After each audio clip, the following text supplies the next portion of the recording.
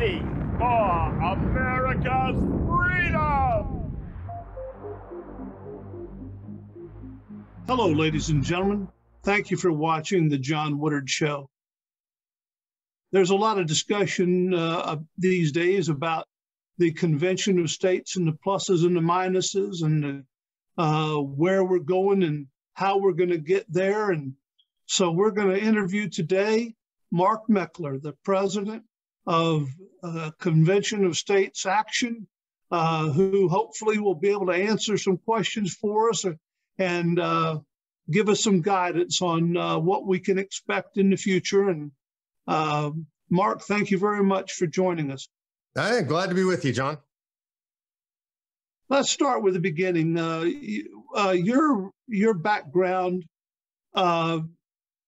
is, where'd you get your primary experience from in your business world? Well, I was trained originally. I went to school to be an attorney. I spent 20 years or so practicing law. First half of my career really in business and real estate. Second half of my career was with the advent of the internet, and I became an internet privacy attorney back when nobody really knew what that meant. So I did that as kind of the primary job, but then I've just been an entrepreneur all my life. So my wife and I have always been in business together. We've owned everything from manufacturing companies to restaurants and coffee houses, obviously a law practice. So I have a pretty broad experience. I love business generally. I like building things. So don't necessarily care what the business is, or even in politics, I like building things. That's kind of my primary passion. Well, how did you get connected with the Convention of States? Well, I stumbled into politics accidentally back in 2009 when the Tea Party movement started. And I was one of the first folks to be involved in that early on, prior to April 15th, which is the date most people know about with the big tax day Tea Party. But I was involved in the first round of protests in February of 2009. I started to network with folks that had done the same thing around California. That was back before I became a refugee here in Texas. And I met people all over California. That garnered some media interest. This is really a fluke, John. God had a plan, not me. And because I was calling around and networking with people, when media started calling people and asking, well, who's in charge? People pointed at me. I wasn't in charge of anything, honestly. You got recruited. I got told, voluntold, as they say in the military. And really what happened is people just said, oh, well, this Meckler guy is calling us, and so maybe he's your guy. So that sort of, I got named the California Tea Party coordinator by the media. And then I met with people who were doing this all over the country, and we founded up the idea of doing April 15th, 2009, which was the big tax day Tea Party. That sort of turned me into a media figure. And we had 20,000 people in Sacramento, 1.2 million people all over the country showed up for that protest. From that, I founded Tea Party Patriots, which became the largest Tea Party organization in America, ultimately about 23 million members and 3,200 chapters. And we elected the largest swing class in history since 1938, Republicans replacing Democrats. And then they didn't do anything. And I was horrified. And it was really depressing, and I was getting ready to leave politics. And a friend of mine and a donor of our organization said, well, you can't leave. We got to do something to fix the country. You know, what do we do? And I said, I don't know. And he said, well, let's figure it out together. And so we founded an organization called Citizens for Self-Governance. First thing we did is we raised $1 million and gave it away to grassroots groups. The second thing that we did was we sued the IRS, not something I generally recommend, but I'm a little crazy. And we sued them because they were attacking all these Tea Party groups. A lot of folks will remember that. Ultimately, they paid what I'm familiar with as the only class action settlement they've ever paid in history. That was $3.7 million to all these groups. Along the way, I was introduced to Mike Ferris. Mike is the founder of the homeschool movement in America. I think one of the greatest living Americans, founded Patrick Henry College in Purcellville, Virginia as well. And he introduced me the idea of calling an Article 5 convention, specifically with the idea that our system of government, our structure was broken. It wasn't a personnel issue, it was a structure issue. And out of that, we founded the Convention of States Project. That was 9 years ago, this coming August. Today, there are 5.2 million supporters and activists around the country. We have people in every single state legislative district in the country. And that's how I stumbled my way. I would say God led me sort of by the ear all the way through politics and into the Convention of States. Well, along the way, you've also been involved with the problems and rebirth of our friends over there at this other network. Why don't you explain us how that came to be? Well, John, I have this bad habit. Some people would call it, or natural tendency, to run into a firefight. And, when I hear the gunfire, I'm going to be the guy that runs towards it, politically speaking. And so what happened was, when Parlor got shut down, which is a social media network competing with Twitter, it got shut down by the big tech oligarchs. And it was a woman that I knew, a friend of mine, Becca Mercer, that was the funding behind that. And I just called her to ask if she needed help. And I didn't really intend anything by it other than to see if I could help. Ultimately, that led me to a place where I became the CEO of Parlor, and I had to fight that fight to get them back up online, get them put back in the App Store. It was a firefight. It was definitely an education. I learned a lot about social media along the way, really became seriously versed in how bad the problem is with these big tech oligarchs. So I think I got an inside look that a lot of folks don't normally get at how bad they are. It's much worse than people think. And after we got them back up and online, I wanted to go back to my primary love here, which is Convention of States. Well, that's a tall list of accomplishments. I'm sure that working with Parlor was aided by the buildup of your IIT network that you worked on for so long.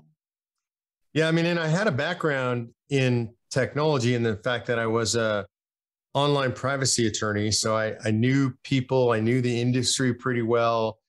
For Tea Party Patriots, we had a pretty robust technology platform. For Convention of States, we have, I would say, the most sophisticated citizen organizing platform on the planet. And so I understood building up technology networks and what it took to make them robust and secure, and also their vulnerabilities. And then having built the connections in the industry, that was helpful. And to give credit where it's due, and I think this is important, there was a great staff at Parlor. They had leadership trouble, but they had a great staff that was in the foxhole fighting for the existence of Parlor. They're the ones who did the real hard work of getting it back online. I get some of the credit. I think I get more credit than is due. I came in and provided some leadership and some guidance at a time when it was sorely needed. So I'll take credit for that. But mostly there were great people working hard around the clock to get them back up online. Well, now that you're fully immersed in hopefully the end stretch of the Convention of States, how many states are you short? So the process requires 2/3 of states to pass a resolution calling for convention. The way they pass that is just both houses of their legislature has to do it. So far, 19 states have done that. I think we're actually pending in your state there, North Carolina. We've passed the House of Representatives there, and now we're moving in the Senate. So the key is to get it done in the Senate. That'll be state number 20 when we pass it there. I think we look pretty good in Ohio and Pennsylvania, so I'm hoping to get to 22 this year. And then my goal is to finish it off in either 24 or 25. Well, Bill Rabin is the senator that's in senator of the Rules Committee, and he's not even allowing the members of the Rules Committee to vote on this proposal. There ought to be something that somebody can do about that. But some folks have suggested that he's really just a figurehead. The guy that's really calling the shots is Phil Berger. It's always hard to say what's going on behind the scenes in a legislature. And I would say that the North Carolina legislature has done an extraordinary job of being non-transparent in this regard. And I'll be specific with you about what I mean. And I'm not attacking anybody by saying this. I'm just saying how it is. So we have Senator Berger, who, to be fair, has supported us in the past, has voted for this in the past, and who says that he's happy to support it if it comes to a vote.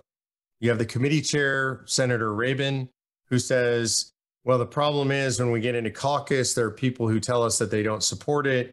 when we whip, what's called whipping the members, and it's not like it sounds, that's just checking your vote count. And when we do our whip, we have the votes, right? And so somewhere there's a disconnect, right? And this does happen in legislatures. It's not that uncommon where you have leadership saying, hey, as soon as you have the votes, we're ready to go. You have members saying, we're voting for you. Then they close the doors in caucus. And some of the folks who want to vote for you or say they're going to vote for you say in caucus, I'd really rather not take this vote. So if we could not bring this forward, it would be easier for me. That takes place in a caucus meeting, and caucuses are traditionally secretive. And so we don't actually know what goes on in caucus. Nobody will tell you, but there is some disconnect there. There are people who, as you say that if Senator Phil Berger wants this to happen, it'll happen. For me, it's hard to say until I hear it from the horse's mouth. What I know is we're being told by the senators themselves that they're ready to vote for it, and then we have the votes. We're being told by leadership that they'll bring it up when we have the votes, but we don't have the votes. So it's a difficult situation, and we've engaged our grassroots, and we'll continue to do that. We've also engaged donors all across the state. Pretty much all the biggest donors in the state support us, and they're making calls to the senators and telling them they want this to get done. And I would add one last thing, John, which is, this is the part that blows my mind. You guys have a Democrat governor there. The legislature is not going to get anything good conservative done because you got a governor that's going to veto it, right? We know that. So here's something conservative they can do, something where they actually can say to Washington, D.C., go pound sand. Like, we don't like you guys. We don't like you guys in our business. And this is a very Republican, very Federalist thing to do. And the idea that you wouldn't get a unanimous Republican vote on this is just astounding to me. Buddy, this is just one of many examples, as I'm sure you well understand, that the Rhinos, if there's a median point between conservatives and liberals, it's the Rhino, and they swing both ways. So they can't be counted on for anything. And it's all a question, it seems, is not about what's right for the people. It's how well they're going to be compensated in some legislative way or something else that's going to be the juice that gets them over the line. It's pretty pathetic. It's interesting because in our case, it's not always the Rhinos. And, I'm a pretty far right guy, so I feel like you do about Republicans who are not really conservative. But a lot of times in a legislature for us, it's some of the most conservative people that oppose us. And it's really frustrating to me because they're folks who would be my ally on every other issue, on abortion, on guns, on property rights, on all this stuff. They'd be aligned with you and I, and yet they are in bed with the worst people in America on this issue. So I'm going to name names, not legislators, because I don't know what any legislator's personal motivation is, but I'm going to tell you have the John Birch Society opposes this, right? John Birch Society, I'm just going to be blunt about it. These are lunatics. All right. It's important to remember that the current president of the John Birch Society, I'm going to demonstrate this. Current president of the John Birch Society was the communications director of the JBS when Ronald Reagan was running for president. His quote about Ronald Reagan was that Ronald Reagan was a lackey for the communists. Literally, this is the man that brought down the Berlin Wall and defeated communism. He was a lackey for the communists. This is the way the John Birch Society operates, right? It's slander, it's innuendo. They actually called Eisenhower not even a lackey for the communists. They said he was an actual communist, Dwight D. Eisenhower, right? And so this organization has a long history of being crazy and doing crazy stuff. But here's the most important part. Today, in America, right now, today, Planned Parenthood, La Raza, MoveOn.org, Hillary Clinton, Howard Dean, all these people and organizations have spoken out against Convention of States. Almost all of those have signed a press release against Convention of States. Over 250 radical leftist, baby-killing, gun-hating, America-despising organizations. And if you got the column of people that are against Convention of States, it's them and it's the John Birch Society. And so for me, John, I just think, what in God's name is going on when you have the group that contends that they're the most conservative people in America, and they're in bed with Planned Parenthood and La Raza and MoveOn.org and Hillary Clinton? Like, you got to ask yourself, how is that happening? I mean, and I would say, look, now I'm going to say that, and this is really important. I say the things I know factually, and then I'll tell you what my opinion is, right? So factually, what I just said, all that stuff is fact. They are on the same side of this issue as all those people using the exact same talking points. So then the question becomes why? I have one of two explanations, and I'm not saying either of these is correct. These are just things as conjecture, to be honest with you. One is, honestly, they just use it. They use it for fundraising. And I know they do, by the way. This is what they raise money off saying they're against Convention of States, right? So it's a fundraising ploy. That we know. Is that the reason they do it? I don't know, but they definitely raise money off of this. And number two is, like, who's paying them? And I feel really weird saying that. And I'll tell you why I feel weird. Because I get accused of this all the time. And they say, oh, well, you don't reveal your donors. And by the way, we don't. And we don't because transparency is for government and privacy is for people, right? I think people should be able to give money anonymously all they want to. All you have to do is look at who's involved in our organization. If you want to be able to tell what we stand for, Mark Levin, Glenn Beck, Ben Shapiro, Sean Hannity, Rush Limbaugh, when he was alive, talked positively about Convention of States. Governor Ron DeSantis. I mean, these are all radically solid conservatives. That's who's in support. So, like, am I taking dark money from nefarious people like George Soros? I mean, it doesn't make any sense. Is Mark Levin in bed with George Soros? But I got to ask the same question since they ask it of me. Where's the Birch Society getting their money from? Like, why is the Birch Society opposed to something that every nationally known conservative in America who's spoken on it is in favor of? And this is another weird thing, John. You can't find not a single nationally known conservative in America that's taken a position on Convention of States that's against it. And so it's weird to me that these people who consider themselves conservatives would take the same position as Planned Parenthood and not all these conservatives. Well, there's always a line to be drawn between what someone says in public versus what they say in private. And it's maddening for those of us that want to try and do some head counting and figure out where we are and what we need to do to get the rest of the people on board. And it's you feel like you're counting ghosts in a way. I think that's a good way to put it. I can tell you, I mean, we're within a couple of votes. So we're right there on the edge. Like, South Carolina just passed. And so, literally just maybe a month ago. And so I know they're looking to their neighbors in the North and saying, what's going on? What's up with y'all? Why can't you guys figure this out? And I would say in North Carolina, it's even more important because, again, you have a governor that's going to stop you from doing anything solidly conservative. So here's something that you can actually do. Does not require a governor's signature. You would think that the legislature would be enthusiastic about this. And the House certainly was. We had a good pass in the House. It was excellent. I assumed we'd go over to the Senate and they would just get it done, but they're dragging their feet. It's easy to hide behind the governor of the opposing party and make him the bad guy. And, the old saying, it's so much easier to say no than it is to say yes. And I suspect that there's a lot of that going on. The public statements are one thing and the private is another.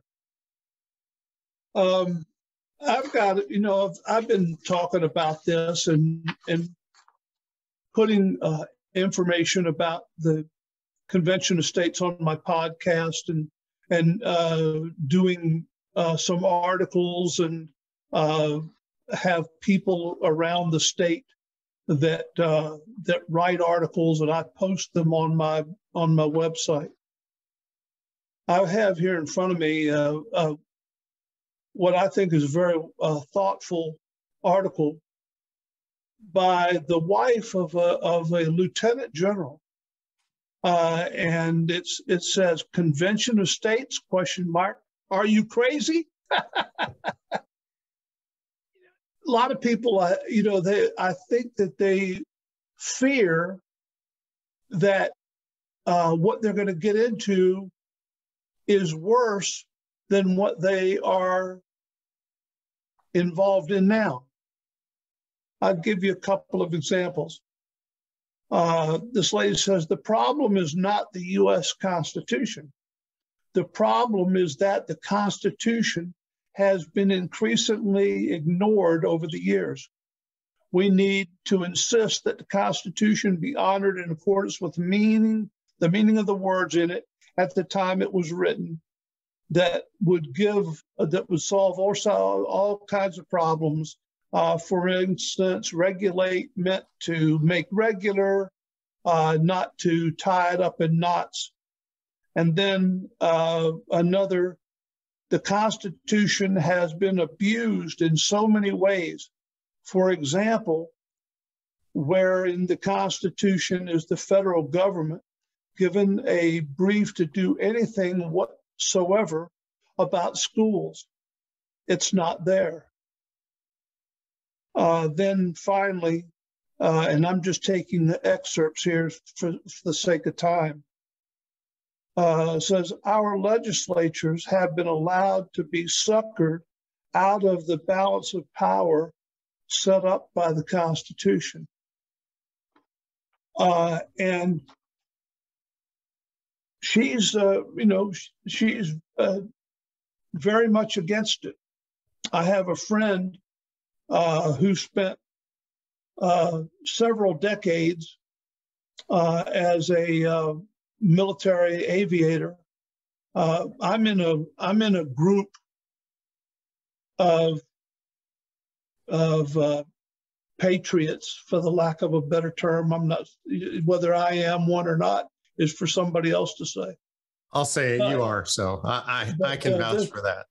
I've got guys that I correspond with in Japan, New Zealand, Australia,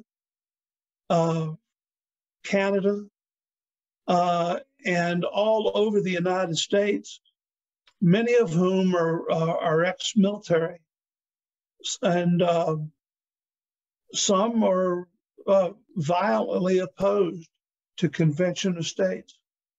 And I keep listening to the things that they say and reading the things that they write. And I just can't, I don't get it. So with that in mind, can you give those people that are going to watch this video some sense of how to respond to those questions? Yeah, I would start with this, which you mentioned when we started. I'm wearing a T-shirt that says "Fear is not a virtue," and what you will hear from every one of those people, and I'll be honest with you, and there are people who are not going to like that I'm going to say this. My son's a Marine, so I say it with all due respect to everybody who's served this great nation, and I didn't. So I'm coming from that place. Though. Okay, so I've never heard so many military people tell me that they're afraid. And they wear their fear as a virtue. In other words, we should be afraid. It's virtuous to be afraid of this convention. And when I say they're afraid, I want to be really clear, John. I'm not saying it. They're saying it. Those are the words they use, right? I'm afraid, I'm worried, I'm concerned. And one of the things I say is thank God that we had founders and framers of a constitution who weren't like that, right? Who said, we're going to dive headlong into adversity. We're going to go out there. We don't always know the outcome of everything we enter into. Imagine when they decided to sign the Declaration of Independence, when they were willing to fight the war against the greatest military power in history. They didn't count fear as a virtue. They counted courage as a virtue. And they had the courage to give us this Constitution. And then one of the things that they gave us was Article 5. And they told us point blank, you're going to get to a point where the federal government doesn't listen to you anymore, is tyrannical. And we're going to give you a method to fix that short of bloodshed, right? Because a lot of things that the wife of that general said, I agree with, right? The Constitution contains no ability, no authority for the federal government to be involved in education. Here's where I'll disagree with her. And I will say it's not because she's unintelligent. It's not because she's not thoughtful. She's just misinformed. So she says that we just don't follow the Constitution, right? And when she says that, John, what she's talking about is this. This is a pocket Constitution. This one's hardbound, but a lot of people carry these in their pockets, right? 20, 30 pages, contains the entire Constitution. I see you probably reaching for yours. You probably got one right there. There you go, right? So the pocket Constitution, that's what she's talking about when she says we don't follow this. She's right about that. But the reality is that's not our Constitution anymore. I wish it were so. I wish I had a magic wand that could make it so. But you can order the Constitution from the government publishing office, and this is it. It says on the spine, Constitution of the United States of America, Centennial Edition. Look at that. That doesn't even have the supplements. This was published in 2012. With the supplements, it's over 3,000 pages. It weighs over 10 pounds. And what this contains is every case ever issued by the United States Supreme Court telling us what this means. And so where does the federal government get the authority to be involved in education? Right here, in what we often call the courtstitution, right? This is the court-created Constitution. So to the general's wife, I would say, if we were living under this Constitution, I would agree with you, but we're not. And so as a military spouse, you would understand this more than most. When we go onto a battlefield, we don't go into the battlefield of our dreams. We go into the battlefield as it exists in reality. And this is the reality of our Constitution. So the question that I would ask her, because we're in agreement on so many things, so how do you remove the federal government from education? I'd like an explanation of that. And what I get when I ask people, what's your solution? What's your proposal? Generally speaking, what I get, John, is pray, which I agree with. Yes, we should pray more. However much you pray, we should all pray more. I get, we should elect better people. And my answer is, yeah.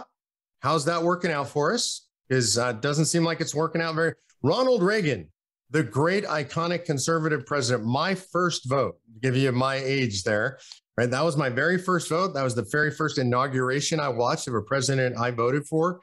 And he vowed to cut the size of the federal government. It was bigger when he left.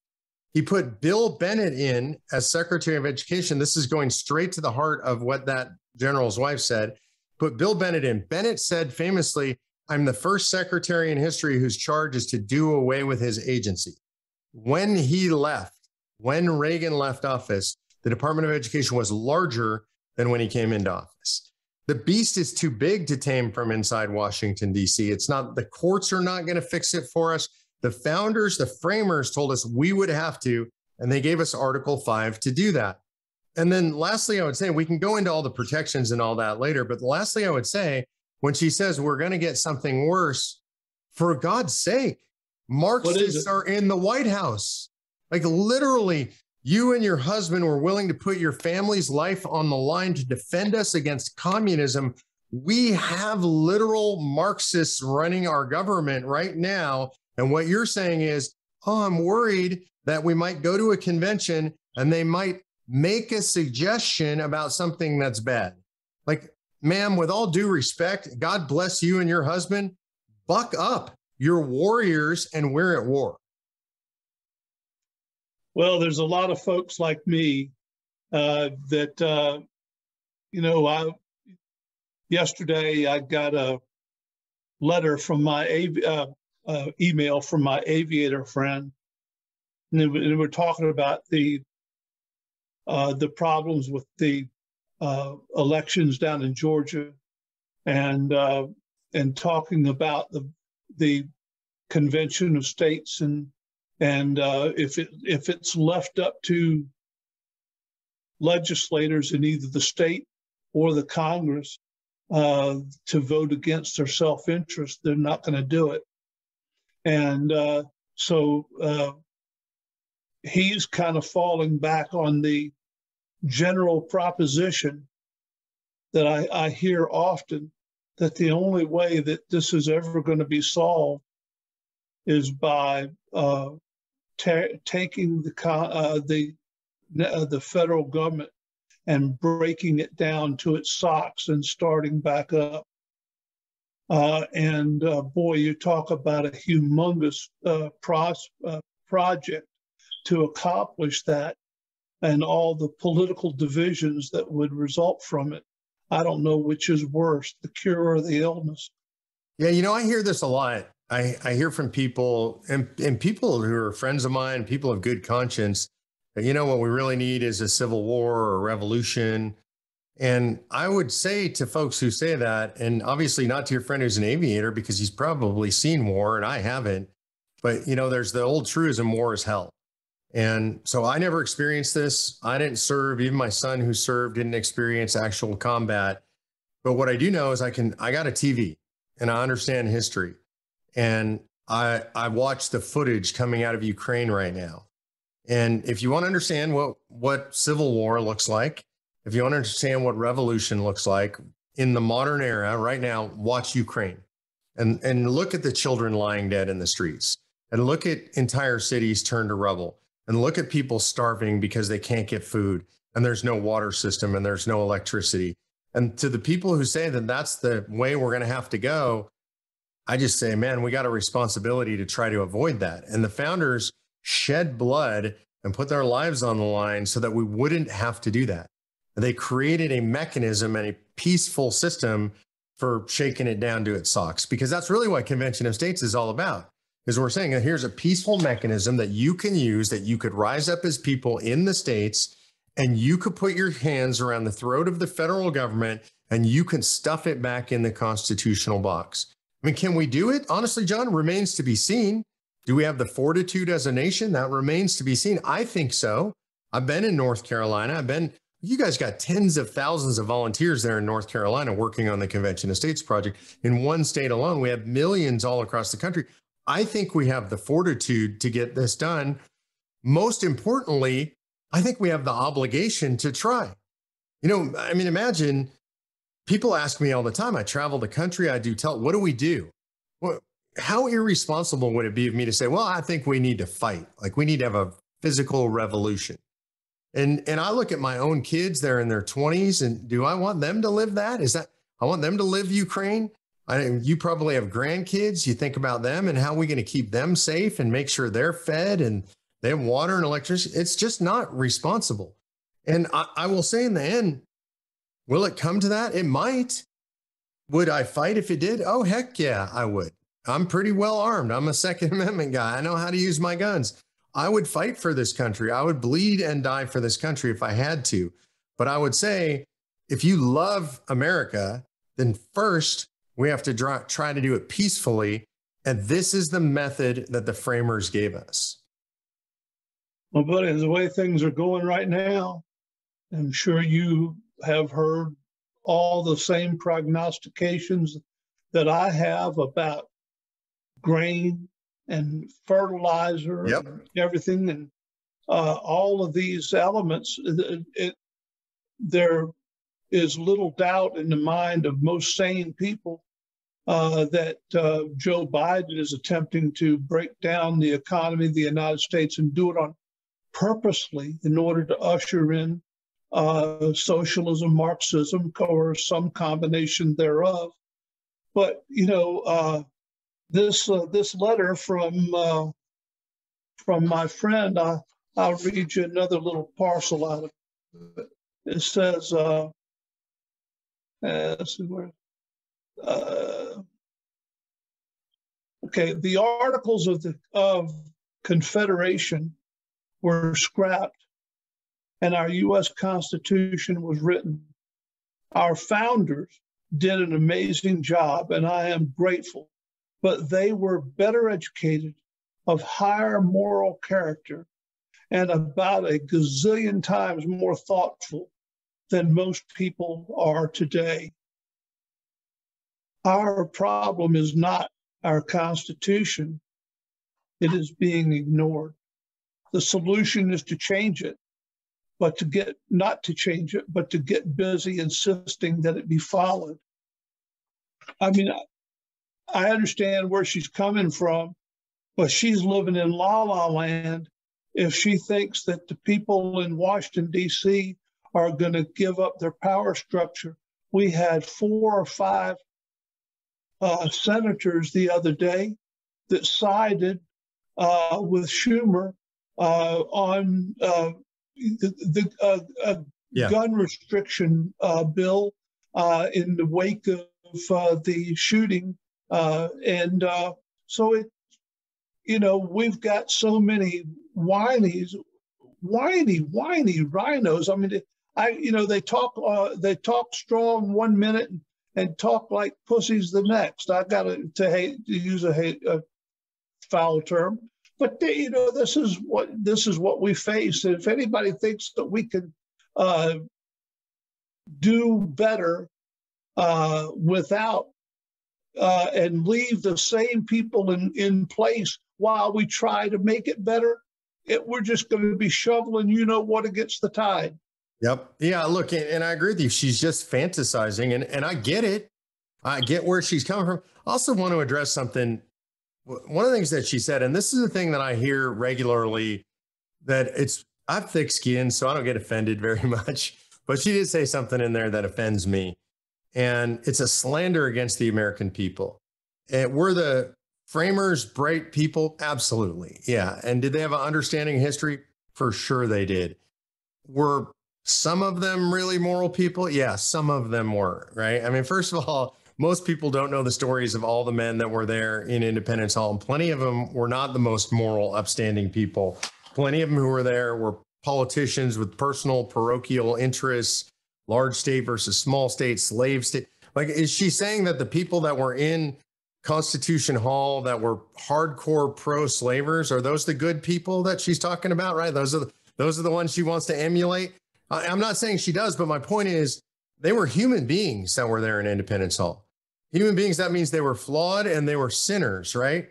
Just like us. They weren't better than us. And I get to travel all around the country, John. I've been in 48 states in the last couple of years. I've been in most of the legislatures in those states. I meet a lot of great grassroots patriots and veterans like you. I would venture a guess that this woman who wrote the letter and her husband, the general, could be very well trusted in a convention with our Constitution. And there are lots of them. I would be happy to send you. If I were in charge in North Carolina, I'd send you as a commissioner to that convention. And I met literally personally thousands of people that I would trust to do that, who actually have as much, if not more knowledge than the framers. I want you to think, how hard was it for them to gather knowledge, right? You look at my library just here in my room, this would have been astounding in a private library back then. Lots of people have as many books as I do nowadays. And you and I, by the miracle of the internet, have literally access to all human knowledge. The average person on earth has access to all human knowledge. And so there are a lot of great patriots out there. There are a lot of smart people who know as much as the founders, who share their moral compass that some of the great founders had. And it's just an insult. The idea that in a country of 350 million people, you couldn't find a few hundred people that measure up to the founders. The founders didn't believe that. If they believed that, they wouldn't have created the kind of government they created for us. They left it up to us, believing that there would always be enough good people in society. Last thing is the rally on the 8th. I know you're going to be there, Alan West, and these other two gentlemen that I don't know. Is there anybody else going to be there, either virtually or in person? Yeah, we have. So Rick Green is joining me. This is his shirt, by the way. Fear is not a virtue comes from Rick Green. Rick is the purveyor of Patriot Academy, training young kids in biblical constitutional governance in America. I think he's absolutely one of the great, not well known enough gems in America. If it were up to me, everybody would know Rick and take his classes. He on Monday nights teach some form of biblical citizenship every Monday night. People can sign up for that at Patriot Academy. So he'll be there giving kind of his view on American governance. He's my brother from another mother too. And he and I we have great fun together. Alan West will be there. I've been there with Alan West before. He knows that legislature. And I'll tell you, if you've never heard Alan West speak, he is the single best public speaker I've ever met in my life. I have pretty high standards for public speaking. Rick's good. I'm pretty good. Man, Alan West is, every time I hear him, I just think I want to be Alan West when I grow up. So I think it's going to be a great rally. He's a great patriot. And then what we do after the rally, John, is then we go into the legislature, into the offices, and we do what we should do as citizens. We lobby our legislators. So we're going to go in there. We're going to talk to the senator. This is participation, right? We can complain. We can write letters saying this is crazy and that's good. But the rubber meets the road when we go down to the Capitol and we go into those offices and we talk to the legislators face to face. Reminds me of an old supervisor of mine from 40 or 50 years ago that told me, he said, John, if you're ever going to have a conversation with somebody that's not going to go so good, you better have it in person. It's a whole lot easier to hang up on you than it is to give you a bad result face to face.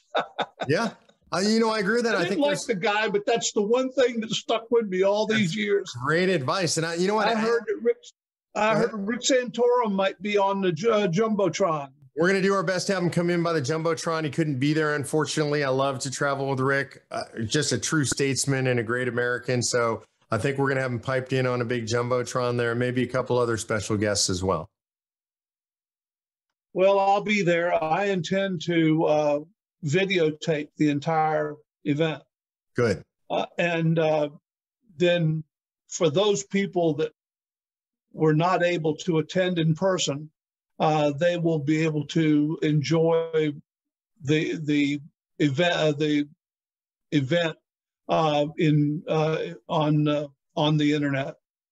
Of course, they'll miss our charming company in person if they don't come to the event. Yeah, well, that's right. But there's going to be a big crowd. I was talking to Erin Schlomer day before yesterday, and she's got a big crowd she's going to bring. So it's just. I'm very optimistic that it's going to be well attended. How can I get one of those T-shirts? This one, go to, let's see, I think this is at Patriot Academy. So you go to patriotacademy.com. Okay. Or if you just write to me, John, because you're such a great patriot, I'll make sure you get one. I'll have it sent to you. All right. Very good. Is there anything else that we haven't covered that you'd like to say before we close? Yeah, there is one thing I would like to say in closing. Look, when people are skeptical of this, there's a few things I want you to do. First of all, I appreciate your skepticism. We should be skeptical of everything in today's world, right? So number one, thank you for being a skeptic. Number two, I'm not a skeptic. I don't mean you. I mean anybody who might be. If you're a skeptic, thank you for your skepticism, but I'm going to ask you to take another step, which is be a logical skeptic. Don't just be a skeptic and don't just be fearful, be logical, do your homework and do the research. Right. So we have an obligation. We're conservatives. We're Christians. We're logical, thoughtful people. Do the homework, get the answers to your questions before you make your decision, but do it with skepticism. Always. Don't believe me. Just go to our website, look at all the resources that are there, search anything you want. And then lastly is this. I want to encourage people to not be afraid. And here's how I'll keep you from being afraid. And this is a challenge to your viewers, John. Maybe to the woman who wrote you that letter or who wrote that letter to the newspaper, whatever it was. If you're afraid of this, remember it's only a meeting and the convention can only propose something. They can't do anything. They can say, here's an amendment we propose. And then it goes out to the states for ratification by 38 states. And this is my challenge to anybody who's watching who might be opposed. Come up with the amendment as a conservative that you're afraid of. You don't have to write it in legalese, just in plain English. And then on a piece of scratch paper, list the 38 states that will ratify that amendment. Because you got to get 38 states. Remember, that means it takes only 13 states to stop something, right? So list the 38 states that will ratify that. Send it to me and John, and we'll give you a call and talk to you about it. Now, here's the truth, John. I know this for a fact. I've been asking people to do this for 9 years. I've said it to millions of people.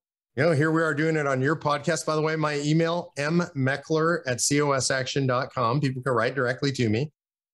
I've made that offer to millions of people on the Mark Levin Show, Sean Hannity, Glenn Beck, Ben Shapiro. I've not gotten an email. Not an email, not one, because you can't do it. You just can't come up with 38 states for something we wouldn't like. I'll close with this. The one I hear the most often, John, is we're going to lose the Second Amendment. I hear this all the time. Oh my God, Mark, they're going to take away our guns. Currently, 25 states have constitutional carry. You don't even need a permit to carry your gun. Are they going to repeal the Second Amendment? Currently, 24 states, you can carry your handgun in the state legislature. I know, because I do it. It's illegal, right? Are they going to repeal the Second Amendment? I don't think so. And here's my favorite. Currently, in 14 states, you can take a long gun, loaded, sling it over your shoulder, sit in the gallery and watch the proceedings. Now, I'm not saying that's a good idea. I'm not suggesting it. I'm just saying you can. And somebody's going to tell me you're going to get 38 states to repeal the Second Amendment. That's insane. So do the math, figure it out. Don't be afraid, be courageous, and let's save the nation together. Well, if we don't get a real blow them out the doors election this time, there may not be another time. I don't disagree with that, but I believe we are. I'm watching real close, and I think things look good all over the country. I think so too. The only way the Democrats are going to get some comeuppance is to get an overwhelming, massive defeat handed to them. They haven't learned any lessons yet, and so if they get a massive, overwhelming defeat, maybe they'll think about what they've done wrong, and change out of personal self-preservation. Or maybe we just relegate them to some minor second party status for the next 50 years and we live a happy and prosperous life. It would suit the hell out of me. All right, John, thank you very much. It was a pleasure talking to you. Wonderful time, and I'll look forward to seeing you in Raleigh on the 8th. And we'll see you then, John. God bless. God bless you, sir.